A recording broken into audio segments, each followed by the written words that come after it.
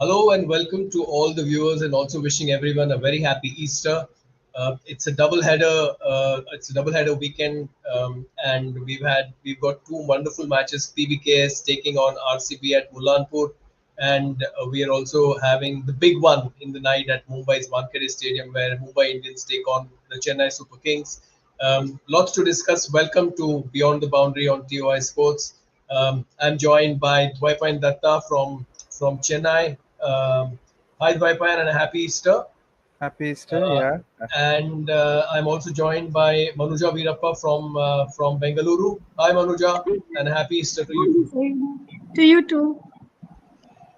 So we'll first just find a way to talk about what happened last night. Rajasthan Royals again losing another very close one. Um, I'll start off with you, Manuja, and obviously the headlines were all taken up by Vaibhav Suryavanshi. He would have been the headline act again had it not been Avesh Khan's wonderful 2 overs. Um, how do you look at that game? And obviously, I want you to start off talking about Vaibhav Suryavanshi. I kept wondering when he came out to bat, what was I doing at 14 years, 24 days or 23 days? Just the power that first six he hit, Nitin, it's just so unreal for a 14-year-old to have that kind of a power. Yes, a little older, Tendulkar was there. He played all formats of the game. But just the way Vaibhav came out with the confidence with which he played, two left-handers at this crease, I think was an absolute delight to watch. And when he got out, I think that's again a lack of experience. That stumping where he didn't ground his foot on time. But in terms of Yeah. an indicator of what he can deliver, uh, it's not easy for you to, go out on your home ground with, so many people, a very competitive bowling unit, and then say, I will do. I'll go back to that day when Rahul Dravid was at the auction table when they got him. He had this Mhm. very satisfied smile on his face. He's somebody who's gone through the under 19 grind as a coach of the age group cricket. So I think he probably understands talent, one way or the other. But I think absolutely delightful to watch that boy yesterday. Mhm. Dwaipain, your take on Suryavanshi, and also about the game. Our teams, I mean, we saw it in both the games yesterday, even the GT versus the DC game. Are teams too guilty of trying to take the game very deep and almost end up making a mess of things? Rajasthan Royals were coasting in the game against DC at the Kotla the other day, and even yesterday they had the game in the bag, and they're almost making the mistake of almost trundling around in the middle overs and then leaving too much in the end. I'll start off with the Suryavanshi bit. Yeah, yeah, Manuja has more or less said everything, but what I loved about the entire drama, the spectacle of it was the tears in his eyes after he got out. Like yeah. he made that start, he scored those runs, he had done what he had to do as a 14-year-old, and like he announced himself. There, there was for a pro there was no reason to probably cry, but the fact that he cried, there were tears in his eyes when he got out for a 34 like that, showed the hunger in him, showed that he is not happy, he wants to do more. That was an indicator that probably this guy has something more in him. Like that was one beautiful thing that I loved about that entire Suryavanshi spectacle. The other things Manuja has already spoken about.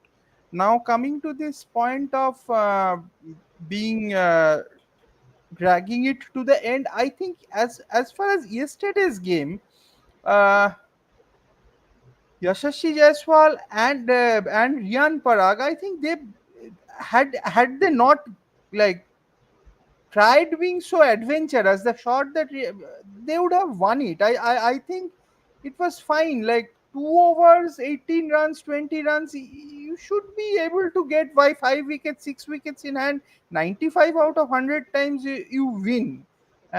But the fact that they choked, I think it has more to do with the fact that they have lost a few matches. There is an element of kind of, they do not believe at this point of time that they can win when the going gets tough. It happens to teams. I think that is what is bothering more. I do not think it is a problem to stretch the game to the last over if the pitch is not conducive, if the shots are not happening, and if you have settled down. And players like Rian Parag, I think that was a very, very low percentage shot that he tried against a bowler like yeah, Avesh Khan. Had he played slightly straighter and all, they, if he was there at the crease, they would have won. So that is the problem. I think that is where their problem is. And sometimes I am watching in this IPL is that because these batting lineups are so deep, that some of the teams are believing that I have people coming after me who will do it. And so yeah. there is sometimes a slight lack of application somewhere, which is coming back to hurt them. One wicket falls, two wickets fall, three wickets fall, and then it becomes a disaster. So this sense of assurance is sometimes becoming slightly tricky. Mm. Manuja, since you covered Rahul Dravid, extensively when being a Bangalore-based sports reporter, has you know has he carried forward that Sangakkara, uh, legacy that Sangha had? Sangha had two couple of very very good years with the three good years with RR, and you know, I somehow the other wonder whether that being out of franchise cricket for almost 4 or 5 years, has he kind of is he still struggling to find his way in? Because a couple of decisions that I want you to touch about. One was not giving Zofra Archer the super over in the game against DC, um, and um and also the decision to not to retain Parag and release Butler. I mean, just if you can touch upon those two decisions there. Yeah, one of the things that I always feel about Dravid is Sangha was an era which is bygone, and he's trying to create his own. But Nitin, like you said, I think cricket dynamics. I think you need to be in it to be able to think. He just jumped from one to the other. Uh, I'm not a honestly, I'm not a great fan of Rian Parag. Good cricketer, no doubt, but not your crisis man. I feel you needed the experience of Butler in that team to balance your top order, because you all, I mean, we all know which side. It depends on which side of the bed Sanju Samson gets up on a day. So that thing of saying, I'll stick with Sanju Samson and Rian Parag and build things around. As a team, it hasn't worked. And for me, not bowling Jofra Archer in that super over, I think, has been one of the biggest blunders of Rajasthan Royals. They've fumbled quite a bit this season. That for me is one of the biggest blunders. Very unlike Dravid, because we've seen him as a leader, we've seen him as a coach. One of the things that always stood out about Dravid is his tactical brilliance. I mean, he is a very technically sound batsman and a tactical leader. Somewhere you feel that's slightly missing in terms of the team that they have got together and how they're utilizing the resources. It's not that Rajasthan doesn't have resources.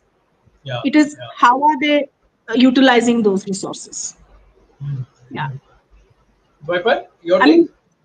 mean, I think I will slightly differ with Manuja on both the counts, because I think in a big auction, the idea of most teams is to build a team for 5 years, 3 years or 5 years. In that scenario, what happens is Butler is not a like surefire lock in for a 5 year period going forward, which Riyan Parag is. So, and they are trying to build a strong Indian core. So in that sense, I think it was kind of justified to get that. Like if it was a choice, because Butler is brilliant. He played a fantastic innings yesterday. He's a brilliant player, but he's at the back end of his career. Only thing is, Rajasthan Royals have to deal with these defeats. Like when you are looking to the future, trying to build, then you will have to deal with the odd bad season here and there. You cannot just change everything after a bad season. They may have a pretty bad season this time. So Hmm. uh, they will have to accept that, but build on that core of Indian players that they have. They have a very good core of Indian players. And about the super over scenario, 12, I think where they lost was in the super over batting itself. Like when they got only 12 in that over, that was way too less.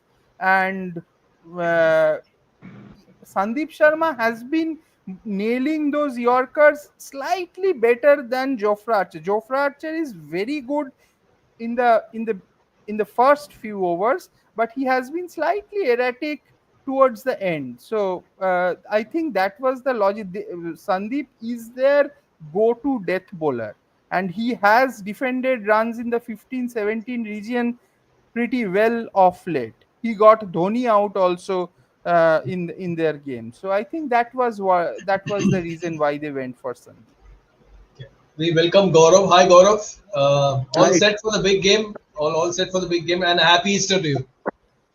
Oh, happy Easter to all of you. And yes, all set for the big game. Always CSK, MI versus CSK, nothing bigger than that, despite the fact that the teams have lost their sheen over the years in several aspects. But still, this remains a traditionally, big ticket clash and something that will always have demand from at least 10,000 people, right from the people in the office to people in the neighborhood, to dad's friends, to relatives, everybody. This will be the one match that everybody, and unfortunately, I will have not more than two tickets to oblige to anyone. So this remains to be a So high, who's the lucky hope. one today to get those tickets? I had to yield to dad and give it to Ah, one of his best friends, because otherwise I would have had a huge issue at home. ah. So because I've been denying him tickets for the past 4 5 matches. But yeah, Mhm. this match he had warned me before, and he had literally held a gun to my forehead and said that for this match you cannot deny me. So you can imagine that there is still a lot of anticipation for this one particular fixture. Mhm. Very quickly, just wanted your take on what you made of Vaibhav's innings yesterday, and also the quickly, if you can just touch upon this RR tendency of losing close games. I think Vaibhav Suryavanshi is an extremely exciting talent. I saw a few of his shots at the Under 19 World Cup, and it was highly impressive the way he was attacking the ball. It's got a clean bat swing and all that. I don't. I will have my reservations against this whole age thing. To be very honest, whether he's 14, I'm not too sure about that. With the strength that he has. But an exciting talent nevertheless, and that was proved when Vikram Rathod, the RR batting coach, said that they gave him 3 balls to bowl in the trials, and all three he hit for sixes. So that tells you about the temperament of the boy, and the mental strength, and the the insane ability that he has. And I remember the Bihar Cricket Association president telling me about him for the first time when Mumbai were playing Bihar. I think a couple of seasons back, it was their season launcher, and he made his first class debut, I think, in that match. And he told me that watch out for this boy. He's going to be Bihar ka Tendulkar. And I think Tendulkar to बहुत बड़ा नाम हो गया, but definitely perhaps the first big cricketer from the really big, the sort of maybe a superstar in the making for Bihar. Right now it's too early to say, but looks to be a very decent prospect. Has to work on various aspects of his game. This is just the start. It's just the T20 format that he's looking good right now.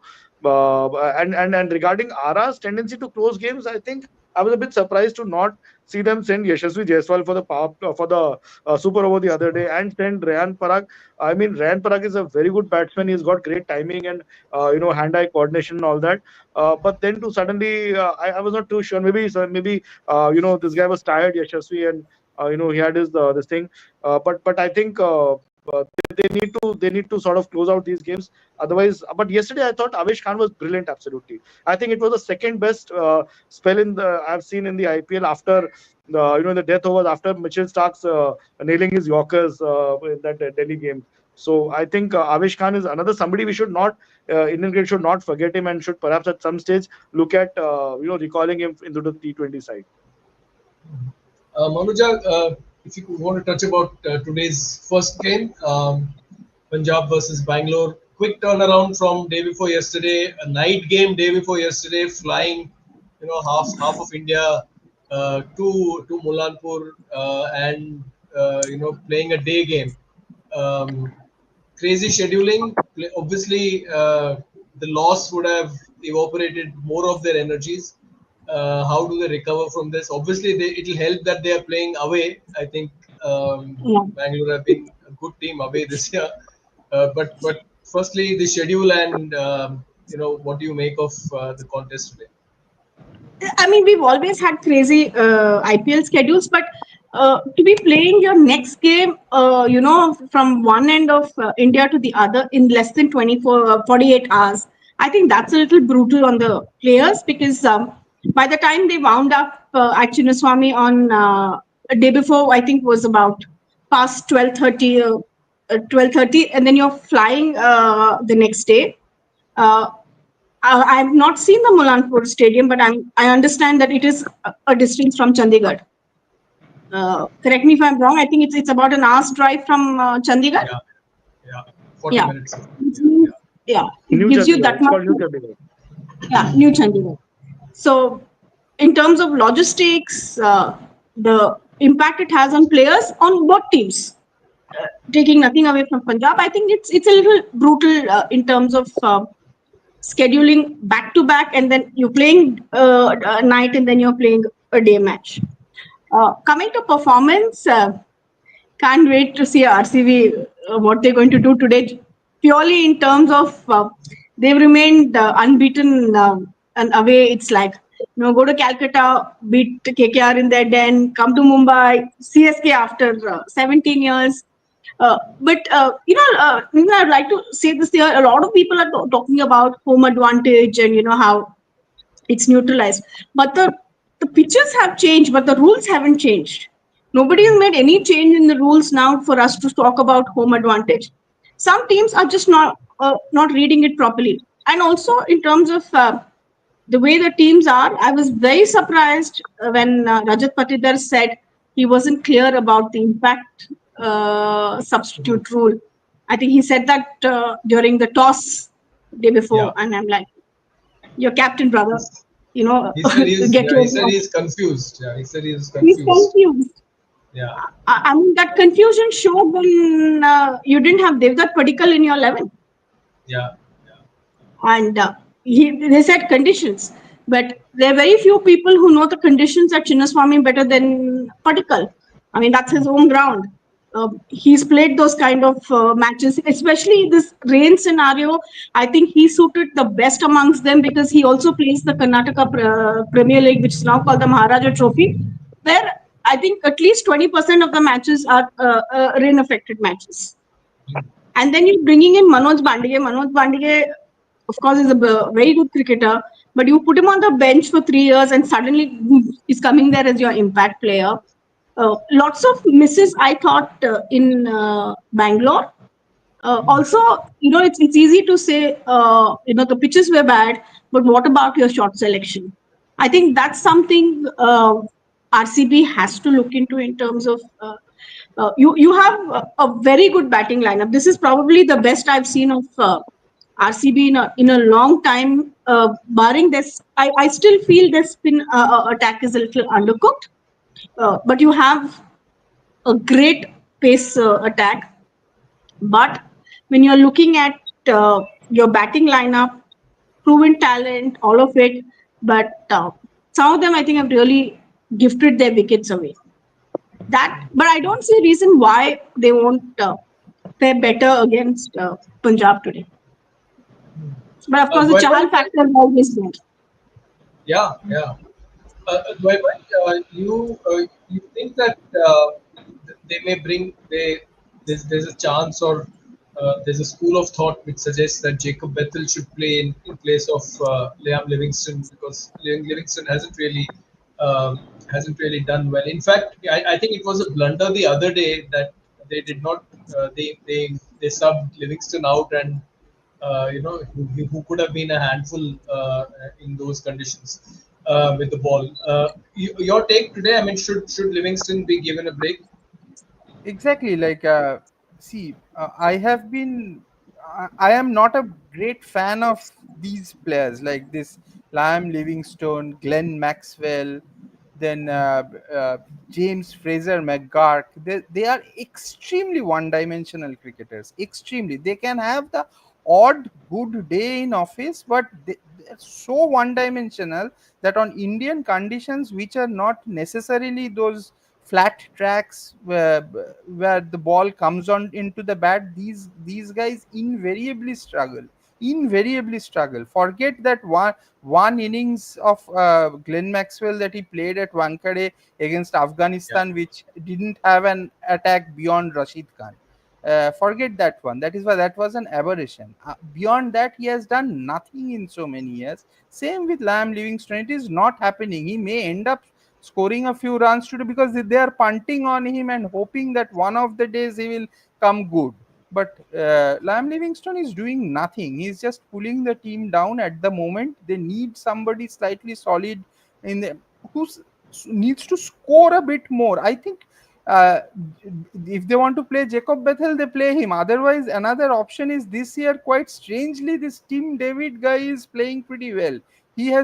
He was pretty pathetic when he was playing for Mumbai, but now this year he's showing a lot of application, playing well, getting those big shots. There is a sense of purpose to his game which I haven't seen before. So he can be tried up the order a little bit, like maybe at 5 or so, where Livingstone is coming and get somebody else if they feel that they need Bethel or Ngidi or whoever they feel they are comfortable with, because they have one left arm spinner of the same kind in uh, your Krunal Pandya. So those things are there. So yeah, I think that they should give Liam Livingstone a break, because they are just hoping for a miracle that he will come good one day. Neither is he looking in good form, nor does he, I think, has the quality or the capability to come good on Indian tracks which are slightly slow and ball stops a bit. Gaurav, your take on the way Punjab have shaped up.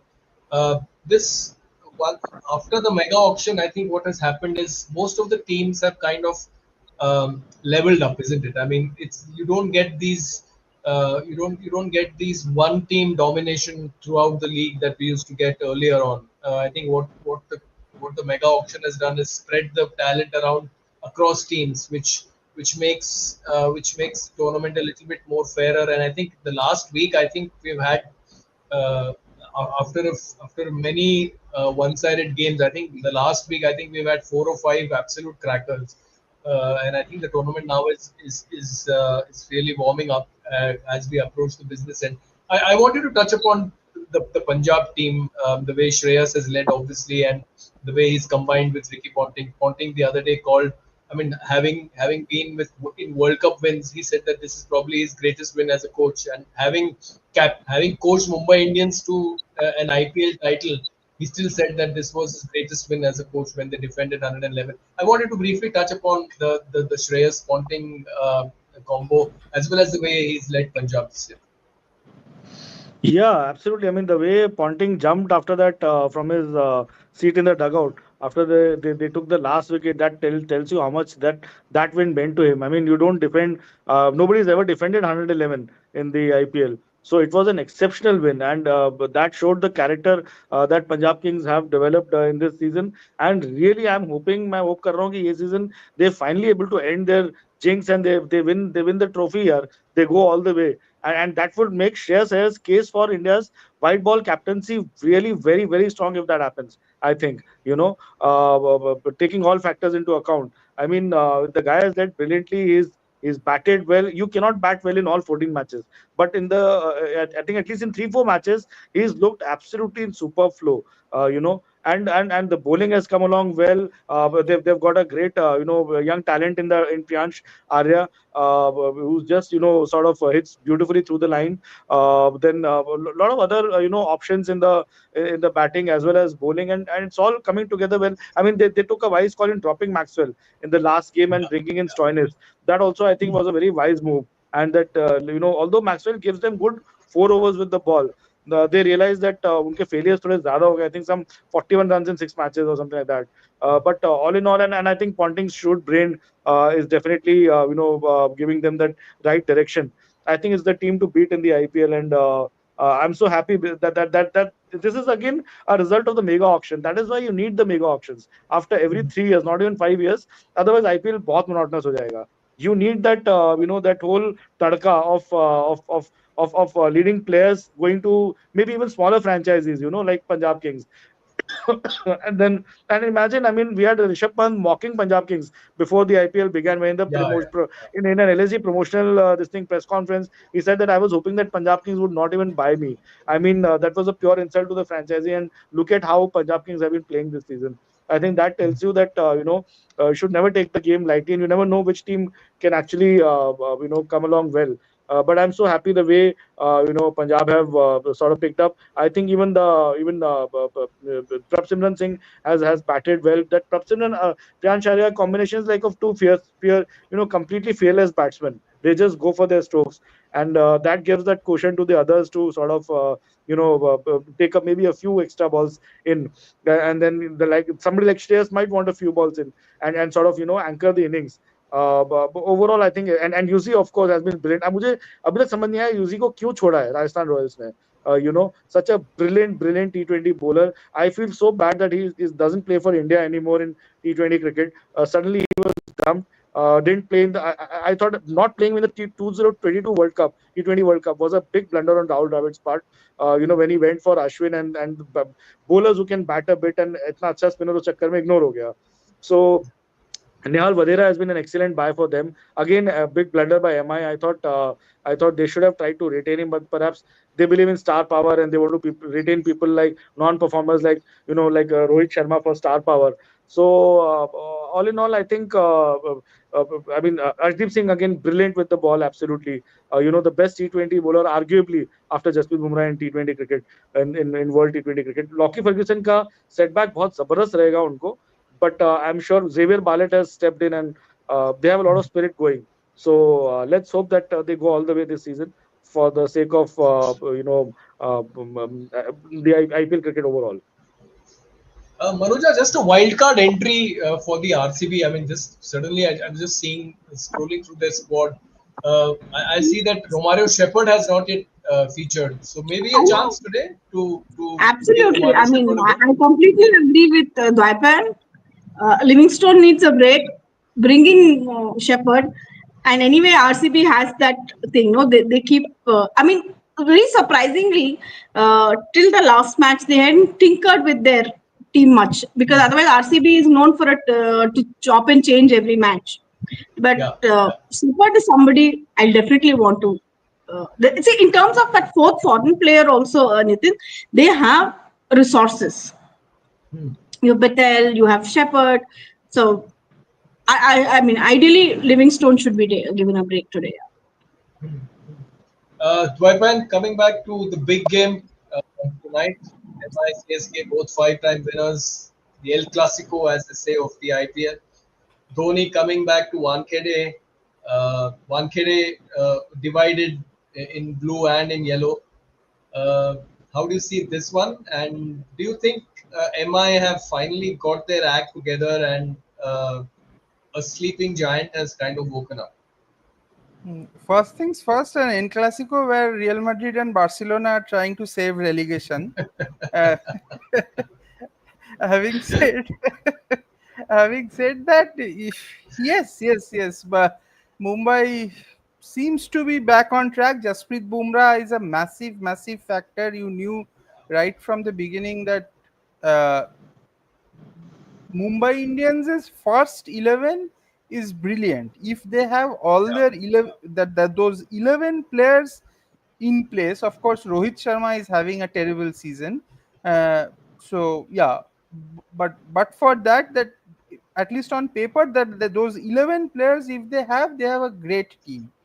uh, in the first leg, when the two teams played, uh, they did not have Hardik Pandya and Jasprit Bumrah, and it meant a lot. It meant a lot, and it was slightly stupid of them the way they approached the game at the back end. Like Yeah. had they made that to stretch that total to 170, they would have won on that day. But having said that, like they have come from forward from that, have gelled into a looks like a good team. You never know about Mumbai Indians. They can be great on one day and extremely volatile on the next day. Like they are there. That solidity of 2020 and before that, that is gone in the recent years. Uh, they seem to be a team of stars which do not come together as this club side when they play together. They are slightly like all over the place. There is this feeling about Mumbai Indians of late. So I don't know which Mumbai Indians will turn up. But if the best version of Mumbai Indians turns up, it is difficult to see them losing in Bombay, provided they play on a pitch.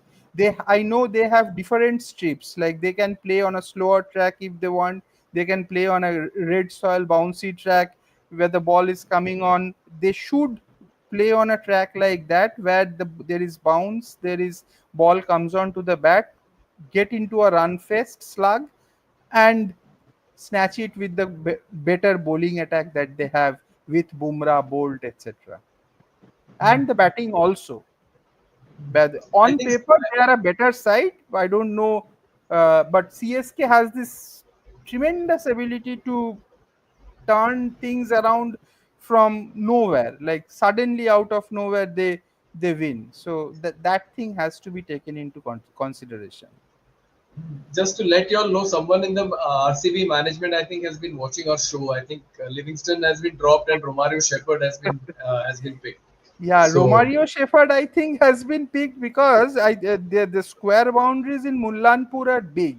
So a Romario big, yeah, Shepherd yeah. bowls this back of the length deliveries, which may be helpful. I think that could be the rationale behind that. Gaurav, you will be covering tonight's match. You covered the last game also against Sunrisers. Bit of a strange pitch, that one. Ball hardly came on to the surface. I think today I don't think MI will make the mistake of giving Noor Ahmed that kind of a pitch. Any clues as to which surface they're playing on today, and what how do you see today's game, and what will MI make any changes to their combination? They're such a balanced side that it seems as if they don't need the impact sub, because I think they have what, about 8 batters and 6 bowlers as it is. I think impact player rule आने के बाद में सबको 8-8 9 9 batter मिल गए हैं, तो balance तो सबका ही अच्छा हो गया batting wise. But No, I I'm think saying MI will MI want. doesn't need the impact sub. That's what I said. नहीं इम्पैक्ट Almost, सब तो they are such मैंने a balanced नहीं. side. नहीं इम्पैक्ट सब तो चाहिए होगा नितिन. इम्पैक्ट सब तो सी करण शर्मा दे वर played as the impact sub in the last match. In the Yeah, previous yeah, match to that he took 3 for 36. Let's not correct. forget that Yeah, he will be yeah. missed if he's I think I don't think he'll play because he's got stitches on his hand and all that. So impact sub to every team will have an advantage. I mean Rohit Sharma plays an impact sub, no? Rohit Sharma Yeah, comes as yeah. impact sub only, and I mean he did hit 3 sixes in the last match, gave them that quick fire start, 26 of 16 balls. I think that is the philosophy that MIR, they're sort of playing the SRH kind of a game now with Ryan Rickelton, Rohit, Surya, and Will Jacks, all of them just going for the kill, with the bat, Yeah. and with Hardik and that other guy, I'm forgetting his name. He's also so they've got a strong batting lineup, and I mean they still miss a finisher like a Pollard, and how Tim may sorry Tim David David. batted जो अभी RCB के लिए कर रहे हैं वो. He did that for MI for one season in 22. So they're still Yeah. missing that finisher, that ideal finisher, but still they've got an attacking batting lineup. So which is I think they're. I mean, if you call the surface slow and sluggish and so on and so forth, in the second innings, MI just made a mockery of that total practically. I don't think at any point they were stuck. in terms of stroke making or whatever. So I don't know how much of a surface. In the first innings, it did play slow, sluggish, and a bit of this thing. But then also, I think SRH were very timid in their innings, Yeah. surprisingly. They were very subdued. They were not the Sunrisers Hyderabad that we know of, you know. And I expect the same from the Chennai Super Kings also, as Dwapanda has been saying for a while that they still play that old school cricket. They don't have batsmen who can really explode sort of right away, especially the start of the innings. You know, so वो थोड़ा सा I think advantage रहेगा MI को. They will miss. I think they will obviously want Mitchell Santner to bowl more. Last match just एक ही over डाला उन्होंने, especially knowing that he's somebody who's must have bowled a lot to the CSK batters in the nets, and थोड़ा सा उनको intel होगा उनके बारे में.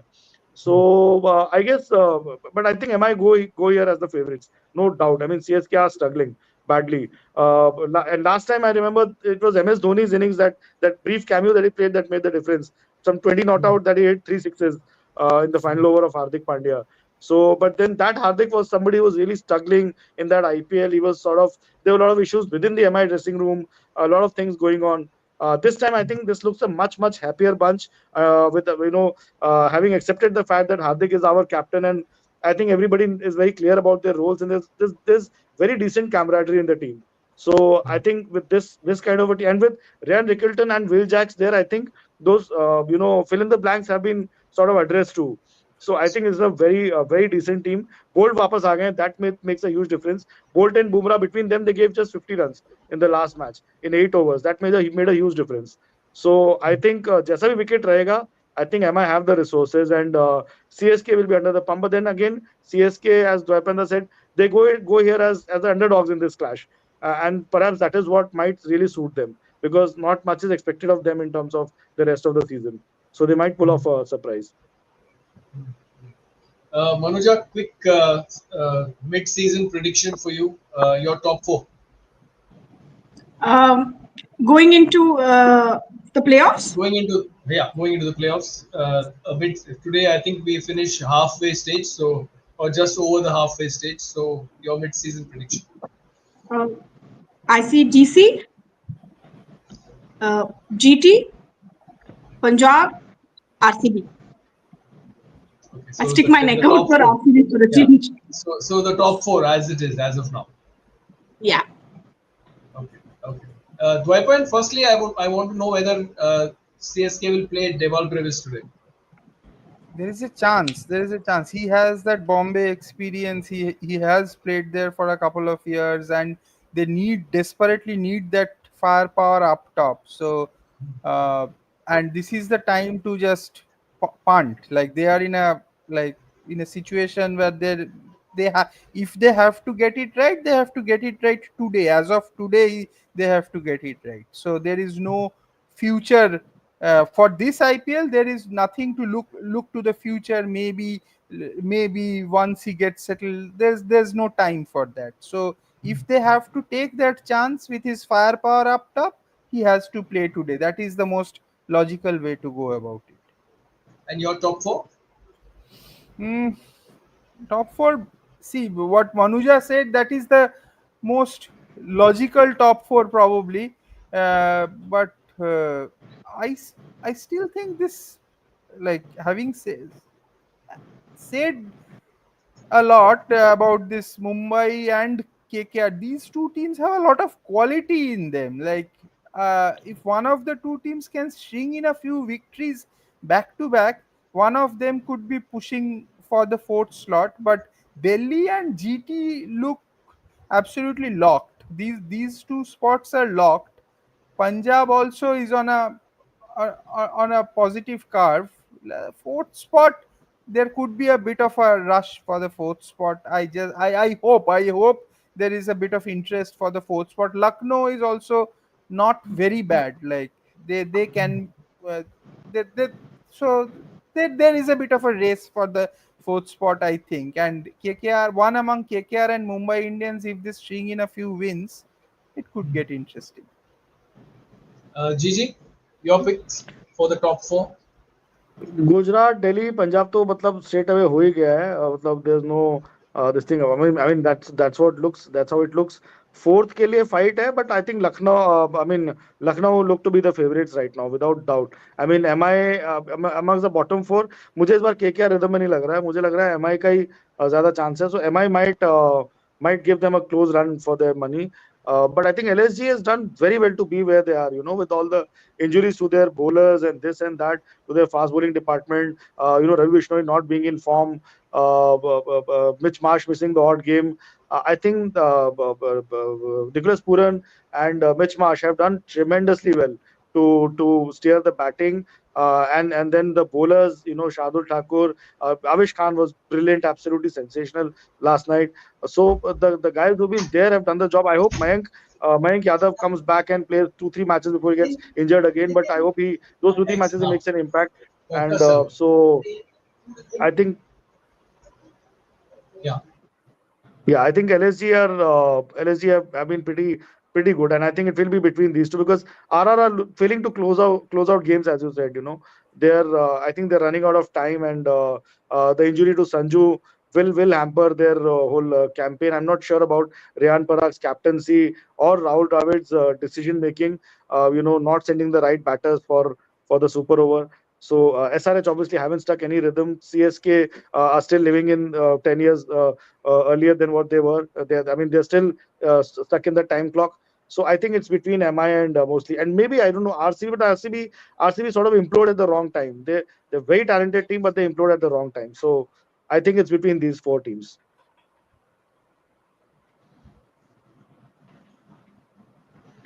And just one question to Dwayapanda: if Deval Davis plays, then which overseas batter misses out? I think Overton may miss out. That is the most logical way to go about it because Rachin will play. So Overton could sit out, and Devil Bravis comes up the order, and But don't you everything lose a goes bowler in down that by case? one slot. Huh? But don't you lose a bowler in that case? I'm saying. Uh, they they will get that impact sub and get another Indian bowler to fill that slot, something on those lines. Maybe a Mukesh Chaudhary or Something like that. Because who are there? Because Conway was dropped in the earlier game. They played with Noor, Overton, Rachin, and who was the fourth one? Uh, Noor, Overton, Rachin, uh, I'm forgetting. Oh, Pathirana. Pathirana. So those Pathirana. three, those three. I don't think between Noor, Pathirana, and Rachin, I don't think they will drop anybody. If they play him, they will play in place of Overton. But even Pathirana has not been at his best No, but Pathirana, this even season. if he is not at his best, they will not drop Pathirana because they believe in that quality of Pathirana to get those wickets and Yeah. suddenly come good in one of those the 18th over, 20th over, 19th over, in that situation. So they will not drop Pathirana if he is fit. I just wanted, I wanted to start off the show with that bit of news development, but unfortunately it slipped my mind. I'll just get a quick closing comment from you. Your thoughts, Dwaipan. Firstly, I'll start with you on Nair going back to KKR. Oh, Abhishek. No, it's kind of there is a sense of this like the franchisee arrogance you could see in that. Even before the news was made official, he was back in the KKR dugout as if to Yeah. tell BCCI that लेना ही नहीं चाहिए था यार वो हमारे साथ रहता तो they would have been better off. So that kind of it was a bit of a show of intent if you want to say that way. तो ठीक है चलो ठीक है that's fine थोड़ा ड्रामा तो बनता है. Manuja? I agree with Didi. I love the drama. I mean, what's IPL without the drama? And then just to see that one thing, I don't know, maybe Gaurav will be able to think. I always thought his contract ran till April 30th. At least he May had to 31st. May serve 31st. May, May May 31st. 31st. May 31st. So I don't know if that has been bought out. I mean, I don't. in our terms we say we buy out a contract or a notice period, but seems to have gone ahead of it. But not surprised at all, because I think it's garwa to see he spent so much of time at KKR. Not surprised one bit. Gaurav, uh, firstly, his exit from India and the entry back into KKR. How do you see this whole thing? I think the BCCI is the has been the loser in this entire episode, not Abhishek Nair. I think they have been so vague about this. I mean, it's just ridiculous how the richest board in the world operates. Your assistant coach is sacked. This news comes out, exclusively by a newspaper. All other media follow it. There's no press release, nothing, not a single statement from the BCCI कि भाई हम thank करते हैं उनको हमारी services के लिए. Yeah, Not just there's no Abhishek Nair, T. dignity. Dilip, yeah. It's not. Yeah, There's no there's no dignity. dignity. It's Yeah, ridiculous. Yeah. I mean, and not just Abhishek Nair. I'm saying T. Dilip, he was your fielding coach for 3 years. yeah, You won a couple of white ball titles with him around and reached the final of the 23 World Cup. Where is the mark of respect that, okay, thank you very much and thanks for your services. And we move on, and the Rayan Tashgate will sort of look after the fielding from here onwards. Nothing. There's no sense of transparency. We've gone back to the days of N. Srinivasan and the previous administrators, where there was no transparency at all with regards to the Indian team also. And this is a classic example of that.